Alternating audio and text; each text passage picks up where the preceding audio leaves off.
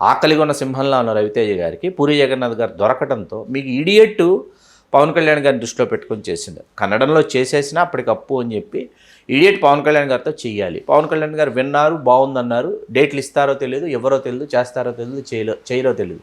మహేష్ బాబు గారు చెప్పారు. మహేష్ బాబు గారితో ఇడియట్ మహేష్ బాబు, పవన్ కళ్యాణ్ గారు కాదంటే మహేష్ బాబు గారికి వెళ్ళారు.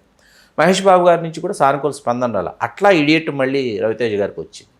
అమ్మా నాన్న తమిళమ్మాయి మళ్ళీ పవన్ కళ్యాణ్ గారి కోసమే రాసుకున్నాడు. ఎందుకంటే కంప్లీట్ సెకండ్ హాఫ్ అంతా మార్షల్ ఆర్ట్సే కదా మీకు. అది మొత్తం పవన్ కళ్యాణ్ గారు బాగుంటారని రాసుకుంటే అది కూడా పవన్ కళ్యాణ్ గారు ఆయన సానుకూలంగా ఇవ్వాల. మీకు నేనింతే అన్న టైటిల్ అనుకున్నది పవన్ కళ్యాణ్ గారి కోసం అనుకున్న టైటిల్ కథ, అది కాదు. బిజినెస్ మ్యాన్ కథ నేనింతే టైటిల్తో పవన్ కళ్యాణ్ గారి కోసం అనుకున్నారు పూరి జగన్నాథ్ గారు. కానీ అది మళ్ళీ బిజినెస్ మ్యాన్ అని మహేష్ బాబు గారు, నేనింతే అని వేరే కథతో రవితేజ, అట్లా అయింది అది. వాళ్ళ మరి తర్వాత కలయిక పవన్ కళ్యాణ్ గారు పూరి జగన్నాథ్ గారు ఎవరికి అంత సంతృప్తిగా రాంబాబు అనిపించదు. టైటిల్ అనిపించదు, సినిమా అనిపించదు. అదొక మోసలో అదొక ధోరణిలో వెళుతుంది. అది పవన్ కళ్యాణ్ గారి దారిలో వెళ్ళిందా, పూరి జగన్నాథ్ గారి దారిలో వెళ్ళిందా అర్థం కాదనమాట. సినిమా ఆ ధోరణిలో ఉంటుంది అది. సరే, దాన్ని పక్కన పెడితే ఏంటంటే ఈ సినిమాకి వచ్చేటప్పటికి ఇది చరిత్ర సృష్టించడమే కాకుండా మీకు ఈ సినిమా తమిళం కావచ్చు, ప్రభుదేవ గారు డైరెక్ట్ చేసింది, విజయ్ హీరోగా. హిందీ ఆయన డైరెక్ట్ చేశాడు సల్మాన్ ఖాన్ గారితో వాంటెడ్ అని. తర్వాత కన్నడలో దర్శన్ చేశాడు. తర్వాత బెంగాలీలో రాజోట్టో అని చెప్పేసి, బెంగాలీలో అన్ని భాషల్లో సూపర్ డూపర్ హిట్, అన్ని భాషల్లో సరికొత్త రికార్డులు సృష్టించి ఇవాళకి సినిమా గుర్తొచ్చినప్పుడల్లా ముష్టివాళ్ళ కామెడీతో పాటు ఆశీష్ విద్యార్థి గారు వచ్చి పైన ఉన్న అంకుల్ నువ్వేనా అంటే, అంకుల్ కాదు సార్, బ్రహ్మి సాఫ్ట్వేర్ ఇంజనీర్ అంటాడు. చాలా అమాయకంగా చెప్తాడు బ్రహ్మానందంగా.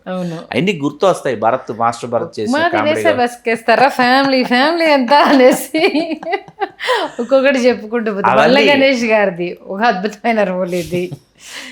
మాకు అంటే ఆయనకు ఎందుకు మీడియా మీద అసలు పూరి జగన్నాథ్ గారికి అంత కోపం అసలు అంటే ప్రీవియస్ ఫిల్మ్స్ ఉన్నాయి కదా, శివమణి కావచ్చు, సూపర్ కావచ్చు, 143 కావచ్చు, ఆంధ్ర వాళ్ళంటే డిజాస్టర్. వాటన్నిటికీ వీళ్ళు ఇచ్చిన రివ్యూలు, రేటింగులు. ఆయన నేనింతే సినిమాలు కూడా షియాజీ షిండే గారి పాత్రతో చెప్పిస్తాడు. మీరు సినిమా చూసి ఆ తర్వాత రివ్యూలు చదవండి.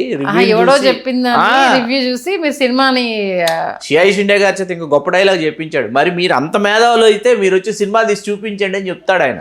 అవును, దాంతో నేనే ఏకీభవిస్తా. ఎందుకంటే అంత మేధావులు అయితే కూర్చుని రాసేవాళ్ళు, కూర్చుని ఇది ఇలా ఉంది, అది అలా ఉంది అని చెప్పేవాళ్ళు. వాళ్ళు వచ్చి ఒకసారి ఒక సినిమా వాళ్ళు తీసి చూపిస్తే ఇట్లా ఉండాలి, ఈ పారామీటర్స్లో ఉండాలి అని చెప్తే, ఈ సైన్స్, ఈ కెమిస్ట్రీ ఉండాలని చెప్తే వింటారనమాట. మేకింగ్ అనేది ఇట్స్ నాట్ ఆర్డినరీ థింగ్ అండి. ఎందుకంటే ఒక డైలాగు, ఇప్పుడు నేను మీకు అమ్మా నాన్న తమిళమ్మ ఎందుకు ఇక్కడ గుర్తు చేశానంటే, అమ్మా నాన్న తమిళమ్మ ఈ సినిమాకి ఇక్కడ మాట్లాడుకోవాలండి. మనం ఉత్తమ సంభాషణల రచయితగా నంది పురస్కారం వచ్చింది పూరి జగన్నాథ్. కోదండరామిరెడ్డి గారు చైర్మన్. కోదండరామిరెడ్డి గారికి ఫోన్ చేసి సార్ ఉత్తమ సంభాషణల రచయిత ఇచ్చారు కదా, ఏ ప్రాతిపదికన ఇచ్చారు నా ఊరు సరదాగా అడిగా. కోదండరామిరెడ్డి గారు ఏమన్నా తెలుసా అండి, ఎంత గొప్ప దర్శకుడు ఆయన, ఎన్ని సినిమాలు దర్శకత్వం, 80 సినిమాలు తెలుగు సినిమా చరిత్రలో మలుపుకి విజయాలు అందించినటువంటి కమర్షియల్ డైరెక్టర్ ఆయన. మన తెలుగు ఇండస్ట్రీలో ఒక పేజ్ని ఆయన కోసం రాసేసుకోవచ్చు కదా డైరెక్టర్గా. ఆయన ఏమన్నారు తెలుసా, నువ్వెవడరా అని ప్రకాష్ రాజ్ అంటే, నేనెవరా, నువ్వు నా తండ్రి, అది నా పిన్ని, అది నా చెల్లి, నేను నీ కొడుకుని, ఇది నా ఫ్యామిలీ అంటాడు. అంతకంటే ఏం డైలాగు కావాలబ్బాయి, అందుకని ఇచ్చామన్నారు ఆయన. That is Puri Jagannath. ఎప్పుడు వచ్చామన్నది కాదన్నయ్య, బుల్లెట్ దిగిందా లేదా, దట్ ఈస్ పూరి జగన్నాథ్. ఎంత ఖర్చు పెట్టారు, ఎన్ని కోట్లు వచ్చింది అంటే ఎంత ఖర్చు పెట్టారని వాళ్ళు రివీల్ చేయలేదండి. ఎప్పుడు బడ్జెట్ వాళ్ళు ఎప్పుడు రివీల్ చేయలేదు వాస్తవానికి. కాకపోతే కృష్ణ గారి సినిమా చూసి రేపు ఎల్లుండే విడుదల అంటే కృష్ణ గారి చూసిన తర్వాత 40 కోట్లు చేస్తుంది సినిమా అని చెప్పారు ఆయన. 40 కోట్లు అంటే మహేష్ బాబు గారు, పూరి జగన్నాథ్ గారు నవ్వుకున్నారంట. 40 కోట్లు కలెక్ట్ చేస్తుందని చెప్తున్నారు మా నాన్న అని. మహేష్ బాబు గారు సాధ్యమా ఇది, ఏంటి ఇలా చెప్తున్నారు మా నాన్నగారు అని అనుకున్నారంట. 40 ఏంటి, 50 ఏంటి, 60 ఏంటి వస్తూనే ఉన్నాయి కోట్లు.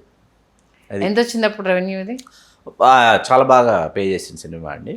ఓకే, అంటే అప్పటి వరకు ఉన్న రికార్డులన్నింటినీ తుడిచిపెట్టుకుపోయేలా చేసింది, అందులో సందేహం ఏం లేదు. అసలు మీకు ఈ స్టేషన్, ఆ స్టేషను, ఈ థియేటర్, ఆ థియేటర్ అని కాదు, సింగిల్ స్క్రీన్ కాదు, మల్టీప్లెక్స్ మనకి హైదరాబాద్లోనే ఉంది. మిగతా మీరు ఆల్ ఓవర్ తెలుగు స్టేట్స్లో మల్టీప్లెక్స్ కల్చరే లేదు. మాల్ కల్చర్ కానీ, మల్టీప్లెక్స్ కల్చర్ కానీ ఏమీ లేదు. సింగిల్ స్క్రీన్స్లోనే ఆడాలి, లేదా థియేటర్స్ కాంప్లెక్స్లో ఉంటాయి కదా, అలా మీకు ఆడాలి తప్ప ఆ సింగిల్ స్క్రీన్స్లోనే అంత రెవెన్యూ కలెక్ట్ చేయడం అనేది ఆషామాషి విషయం కాదు. ఆ తర్వాత 2007లో జరిగినటువంటి తెలుగు సినిమా వజ్రోత్సవాలకి మన తెలుగు సినిమా పరిశ్రమలోని దిగ్గజాలందరూ పూరి జగన్నాథ్ గారి నుంచి కనీవిని ఎరుగని విధంగా భూరి విరాళాన్ని కోరారు. వారు కూడా భూరి విరాళం అందించారనమాట. భూరి విరాళం అంటే డొనేషన్, భారీ డొనేషన్ ఎక్స్పెక్ట్ చేశారు. వజ్రోత్సవాలు 3 రోజుల పాటు నిర్వహిస్తున్నాం కదా, చాలా ఖర్చు అవుతుందంటే చాలా పెద్ద అమౌంట్. మనం అసలు ఇప్పుడు ఇక్కడ మనం రివీల్ చేయనటువంటి అమౌంట్ ఆయన ఇచ్చారు డొనేషన్గా. పూరి జగన్నాథ్ గారు ఇచ్చారు. ఆయన వన్ ఆఫ్ ద ప్రొడ్యూసర్ కదా వైష్ణవ్ అకాడమీ, కాబట్టి ఆయన లాభాల్లో నుంచి అసలు ఆలోచించకుండా తెలుగు సినిమా వజ్రోత్సవాలకు ఇచ్చారు. ఈ సందర్భంగా అది గుర్తు చేయాలని నేను గుర్తు చేశాను. అది మొత్తానికి అదొక మైల్ స్టోన్ పోక్రి అనేది. సీరియస్లీ అదొక బెంచ్ మార్క్, కలెక్షన్స్ విషయంలో ఒక బెంచ్ మార్క్ సెట్ చేసింది. బెంచ్ మార్క్ మహేష్ బాబు గారిలో ఇంకొక యాంగిల్, అప్పటి వరకు ఉన్న సినిమా స్టోరీస్కి సంబంధించి అదొక సెన్సేషను. పాటలు కావచ్చు, ఏంటిది స్టోరీ నరేషన్ కావచ్చు, క్యారెక్టరైజేషన్ కావచ్చు, ఎండింగ్లో ఆ సీన్ ట్విస్ట్, మళ్ళీ మన అసలండి మహేష్ బాబు గారు పోలీస్ గెటప్లో మల్టీప్లెక్స్ అయిపోయిన తర్వాత హైదరాబాద్లో చూసిన తర్వాత మదనపల్లి మా బర్త్ ప్లేస్కి వెళ్ళి థియేటర్లో చూస్తున్నాను నేను. సెకండ్ షో అక్కడ ఫ్యామిలీ మెంబర్స్ వెళ్ళి చూస్తూ అందరూ ఫస్ట్ టైం చూస్తున్నారు ఫ్యామిలీ మెంబర్స్. నేను చూస్తుంటే అసలు ఆ కృష్ణ మనోహర్ ఐపీఎస్ అనేటప్పటికి షార్ట్స్ పడతాయి మీకు, పోలీస్ ఆఫీసర్గా షార్ట్స్ పడినప్పుడు హైలైట్ ఉంటుంది. మణిశర్మ గారు ఆర్ఆర్కి థియేటర్ మొత్తం చూస్తున్నారు. నాజర్ గారు ఒక్కొక్క dialogue, batch number, roll number అన్ని చెప్తారు కదా, దట్ ఈస్ సీరియస్లీ. శ్యామ్ కే నాయుడు గారి ఫోటోగ్రఫీ. ఈ మన ఆ పాట ఉంది కదా, ఆ పాట వచ్చేసి ఫస్ట్ పాట వచ్చేసి గుహన్ గారు చేశారు. ఏది first song introduction, hero introduction song, అది మాత్రం జగడమే వచ్చి ఆయన చేశారు గుహన్ గారు. ఎందుకంటే శ్యామ్ కే నాయుడు గారు మొన్న షూటింగ్లో ఉన్నారు అప్పుడు, అందుకని గుహన్ గారు అంత క్రితం అతడు చేశారు కదా మహేష్ బాబు గారితో, అందుకని గుహన్ గారు ఒక్క సాంగ్ చేశారు. ఆయన గోల్కొండ, అన్నపూర్ణ 7 acres ఇక్కడ చేశారు. అది షూట్ మొత్తం అద్భుతంగా కుదిరిన అమరిన. ఇప్పటికీ అప్పటికి మెట్రోలు లేవు, గుర్తుపెట్టుకోండి. ఆ ఖైరతాబాద్ లోకల్స్ ఏవైతే ఉన్నాయో దాన్ని అంత అందంగా చూపించడం, అసలు ఆ లోకల్ ట్రైన్ అంత అందంగా పట్టుకోవడం అనేది అదొకటి చాలా బ్యూటిఫుల్ థింగ్ అనమాట. బిచ్చగాళ్ళు అది రివెంజ్ అనేది సార్. హైలైట్ అంటే హైలైట్, అసలు ఎట్లా వచ్చింది ఆ థాట్ అనేది ఆయన అడిగిన. అది నాకు అనిపించింది ఏంటంటే ఆయన ఖచ్చితంగా ఆయన ఎక్స్పీరియన్స్ లో నుంచి వచ్చి ఉంటుంది. అదే చెప్పారు. ఎందుకంటే చెప్పారు ఆయన, నేను చూడలేదు అది. ఆయన ఎక్స్పీరియన్స్ ఏంటంటే ఇప్పుడు వాస్తవాన్ని మనం కూడా భిక్షగాళ్ళు ఎవరికైనా వాడు మనల్ని అడగలేదు అనుకోండి, మనం పక్కకి వెళ్ళి నేను నిన్ను అడిగానా అంటాడు వాడు.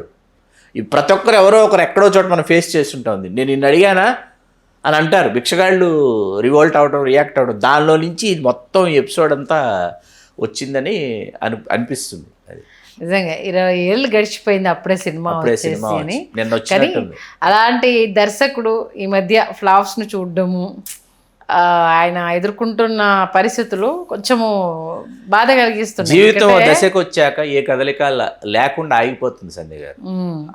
ఒక జీవితం దశకు వచ్చాక ఏ కదలిక లేకుండా ఆగిపోతుంది. మీరు ఆకలి వేసినప్పుడు మీ ఆకలి బాధల్లో నుంచి, ఆకలి కేకల్లో నుంచి వచ్చే కవిత్వం కావచ్చు, మీరు కార్చే కన్నీరు కావచ్చు, ఒకలాగా ఉంటాయి. మీ కడుపు నిండిన తర్వాత మీకు వచ్చేటటువంటి మీ భాష కావచ్చు, భావన కావచ్చు మరొకలాగా ఉంటుంది. మళ్ళీ మీకు ఆకలి వేయాలి, మళ్ళీ మీరు ఆ కసి పెరగాలి, రేగాలి. ఎందుకంటే ఒకరిని కాదు, ఇద్దరిని కాదు.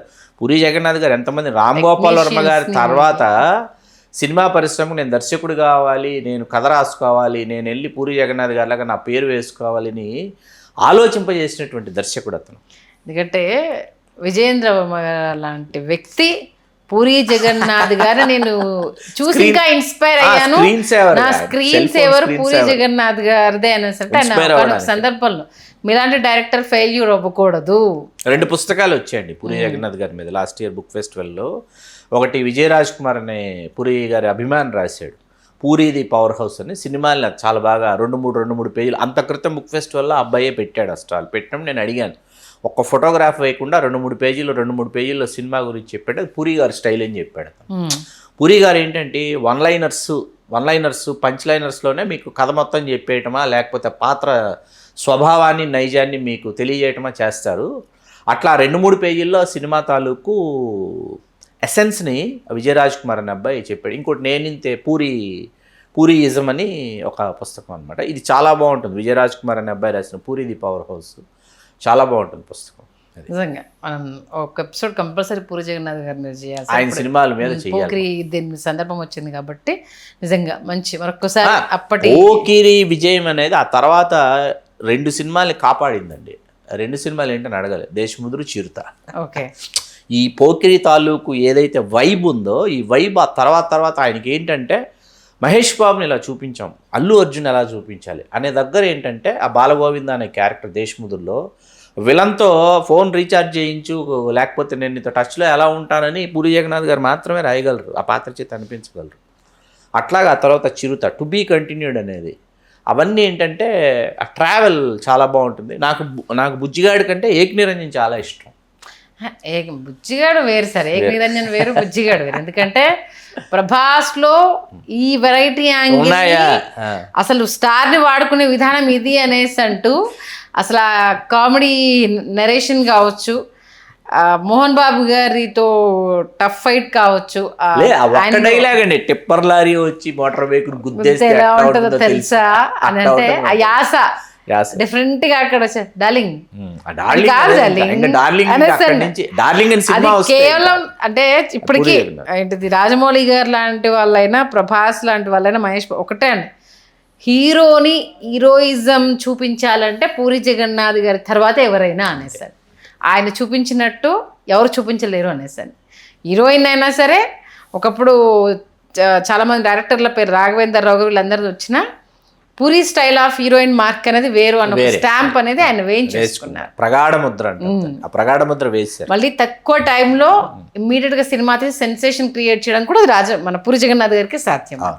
ఇప్పుడు వెయిటింగ్ అందరూ ఇండస్ట్రీ హిట్స్ కొంతమంది వాళ్ళ ఖాతాలో రాసుకున్నా చాలా తక్కువ టైంలో అద్భుతమైన అవుట్పుట్ ఇవ్వడం పూరి జగన్నాథ్ గారి వల్లే సాధ్యమవుతుందని రాజమౌళి లాంటి పెద్ద దిగ్గజ దర్శకుడే ఆయనను కితాబ్ ఇవ్వడం అంటే ఇంకంతకు మించి ఒక దర్శకుడు. ఇక్కడ మనం గతంలో కూడా మన ఒక విశ్లేషణలో పూరి జగన్నాథ్ గారు, సుకుమార్ గారు, త్రివిక్రమ్ గారు ఇలా ఈ పేర్లు ఎందుకు చెప్పుకున్నా అంటే వీళ్ళు సాహిత్యాన్ని చదువుకున్నటువంటి దర్శకులు వీళ్ళు. రాజమౌళి గారితో సహా పుస్తకాలు చదువుకున్నటువంటి దర్శకులు వీళ్ళు. కాబట్టి వీళ్ళు చేసేటటువంటి సృష్టి కానీ సృజన కానీ చాలా అద్భుతంగా ఉంటాయి, సందేహం లేదంత. మళ్ళా దర్శకుడు కంబ్యాక్ అవ్వాలి. ఇప్పుడు విజయ్ సేతుపతి గారితో సినిమా తీస్తున్నారు. ఆయన చమత్కారాలు ఎలా ఉంటాయంటే, మీరు అమ్మా నాన్న తమిళమ్మాయి చూశారు కదా, రవితేజ గారు ఫలానా సామాజిక వర్గానికి చెందిన వ్యక్తి అని చెప్పకుండా చెప్తాడు ఆయన. అవును, క్షత్రియ సామాజిక వర్గం కదా. ఫస్ట్ ఆ ఫైట్ ఒకటి ఉంటుందండి, వెళ్ళి రాజులు గొప్పవా ఆసులు గొప్పవా అంటే ఆసులు గొప్పవి అంటే రాజులు గొప్పవి అంటే అది ఆ పర్టికులర్ సొసైటీని అది కామెడీ చేస్తూ గొడవ పడ్డానికి వెళ్ళేసి ఏంటి గొడవ క్లియర్ చేసుకోవాలి కాదు రాజులను కొడతాడు. అవును, అది పర్టికులర్ సొసైటీని గిచ్చుడు, వాళ్ళని పింగ్ చేసి చూసాడు, అలాంటివన్నీ చేస్తాడు ఆయన. ఓకే, ఆ డేర్ కూడా ఆయనకే సొంతం, ఆయన చేయగలరు. నేనింతే సినిమా నాకు తెలిసి ఎవరైనా తీయడం సాధ్యం అవుతుందా? సినిమా ఇండస్ట్రీకి సంబంధించి చేయడం కాదు, దాంట్లో ఇడ్లీ జగన్నాథ్ అనే బ్రహ్మానందం గారికి ఆ పాత్రకు పేరు పెట్టి చేయడం అనేది, అది ఆ టైంలో ఒక డైరెక్టర్ ని క్రిటిసైజ్ చేయడం కోసం పెట్టిన క్యారెక్టర్ అనేసి అని అలాంటివే ఉండవండి, అస్సలు అలాంటివి లేవు. ఆ కైండ్ ఆఫ్ నెగిటివ్ పర్సనాలిటీ, ఆ మైండ్ సెట్ కాదు. సినిమా ఇండస్ట్రీ స్ట్రగుల్స్ ని ఎంత పర్టికులర్ గా ఇది ఫెయిల్ అయింది, ఏం చేస్తాం, ఇందులోనే ఉంటాము, ఇందులోనే మన బ్రతుకు, ఇందులోనే మనం బ్రతకాలి, ఎక్కడికి వెళ్ళలేము అనేసి అన్ని ఆ ఎండింగ్ లో చెప్పే డైలాగు ప్రతి ఒక్క సినిమా ప్రపంచంలో పనిచేసిన ప్రతి ఒక్కరిని కదిలించిన. అది ఆ సినిమా టైటిల్స్ చాలా ఇష్టం నాకు, ఎందుకంటే తెలుగు సినిమా చరిత్రను మొత్తం టైటిల్స్ తో చెప్పాడు ఆయన. ఆయన కంబ్యాక్ అవ్వాలి, మనలాంటి మన తెలుగు ప్రేమికులు కోరుకుంటున్నారు అందరూ. మరొకసారి పోకిరి గురించి మంచి విషయాన్ని తెర మీద తీసుకొచ్చారు. నేను ఆయన సినిమాలు చూసిన జగన్నాథ్ వాళ్ళదే జగన్నాథ్ టూరింగ్ టాకీస్కి వెళ్ళాను. శాసనసభ్యుడిగా చేసిన పెట్ల ఉమాశంకర్ గణేష్ ఆయన సోదరుడు తీసుకెళ్ళి దేశముద్రు విజయాత్రలకు వెళ్ళాను నేను. ఆయన తీసుకెళ్ళాడు థియేటర్లకు వాళ్ళ సోదరుడు. విజయవాడ దాకా వచ్చారు పూరి జగన్నాథ్ గారు. వైష్ణవ అకాడమీ నుంచి ప్రారంభమై బయలుదేరి గుంటూరు జిల్లా అయిపోయి విజయవాడ పొద్దున్న చూశారు ఆయన. చూసేసి నేను ఇంక రావాల్సిన పని లేదు, మీరు లీడ్ చేయండి అన్నాడు. అదేంటి సార్, వైజాగ్ వెళ్తున్నాం, నర్సీపట్నం మీ ఊరు వెళ్తున్నాం అంటే లేదు మీరు లీడ్ చేసేసేయండి నేను. ఆయన చక్కగా సిగరెట్ కాల్చుకుంటా హైదరాబాద్కి వచ్చారు. ఆయన సినిమాలు చూసిన థియేటర్కి వెళ్ళి చూశాను నేను. అది అద్భుతం అండి, ఆ అనుభవాలు అనుభూతులన్నీ. నిజంగా అంటే అప్పుడు మీడియా కూడా ఇంత పెద్దగా లేదు లేదు ప్రింట్ మీడియానే ఎక్కడుంది మీకు ఎలక్ట్రానిక్ అదే అంటున్నా. ఎలక్ట్రానిక్ మీడియాలో మెయిన్ స్ట్రీమ్ ఛానల్స్ తప్ప 4-5 ఛానల్స్ ఉన్నాయి అంతే. వాటిలో సినిమాకి స్పేస్ ఉండేది తప్ప సోషల్ మీడియా ఎక్కడ ఉంది? సోషల్ మీడియా లేదు, ప్రింట్ ప్రింట్. అవును, మంచి విశ్లేషణ ఇచ్చారు. Thank you so much Srikanth గారు. ధన్యవాదాలు సంధ్య గారు.